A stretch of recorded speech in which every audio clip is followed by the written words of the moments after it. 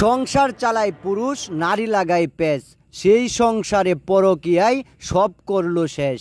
আর এমন বাস্তব ঘটনায় এখন হয়ে গেল কাল। পরিস্থিতিটা এমন দাঁড়িয়েছে, আশেপাশের মানুষ এখন হতভম্ব হয়ে দাঁড়িয়েছেন। এ যেন প্রকাশ্যে পরকীয়া করতে গিয়েই জীবনের 12টা বাজিয়ে দিয়েছেন।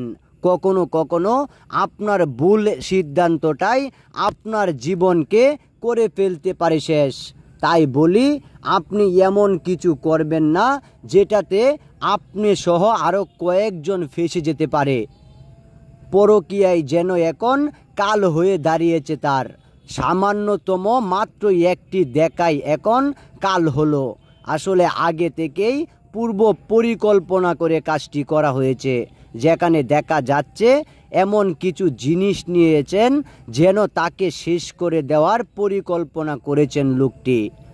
আসলে আগে থেকে যখন সূত্রতা ছিল তখন প্রেমের ফাঁদে ফেলেই এমন ঘটনা ঘটিয়েছেন।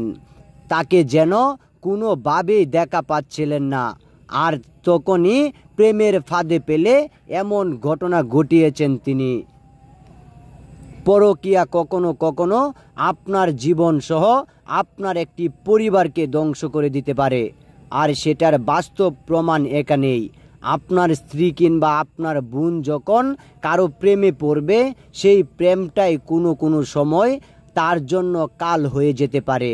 তাই আপনার সামান্যতম সতর্কতাই পারে আপনার এই প্রেম কিংবা পরকীয়া থেকে রক্ষা করতে।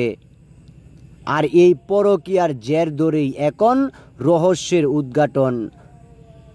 সিসিটিভি ক্যামেরায় দেখা যাচ্ছে তার একজন পুরনো প্রেমিক যখন পরকীয়ায় ব্যস্ত, তখন আশেপাশে কোনো লোকজন নেই। তাকে এমনভাবে জাপটে ধরছেন যেন আজ তাকে বিদায় করার দিন। কিন্তু রাখে আল্লাহ মারেকে।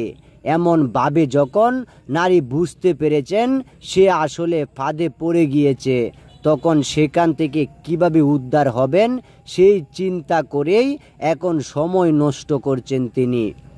আর সেও যেন প্রস্তুত হয়ে রয়েছে, যে কোনোভাবেই হোক তাকে আটকাতে হবে।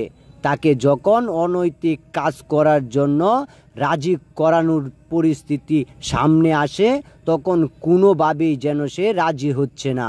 আর সেটাই এখন কাল হলো তার। আশেপাশে লোক জনবল থাকলে হয়তোবা বিষয়টা খেয়াল রাখত, কিন্তু এখানে কেউ নেই, আর সেটাই যেন কাল হলো।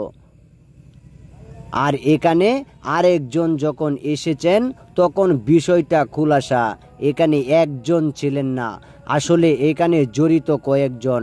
আর একটি ঘটনায় যখন কয়েকজন জড়িত হয়ে যায়, তখন সেটা আপনাই অনেক কিছু ঘটিয়ে দিতে পারে।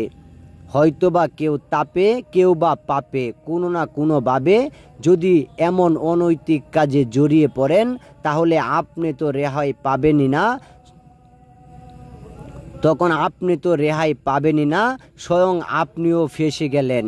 তাই এমন কিছু ঘটনা থেকে নিজেকে সরিয়ে রাখুন, যাতে করে কোনোভাবেই আপনি সেই উদ্দেশ্য প্রণোদিত কোনো কাজে আপনি না যান।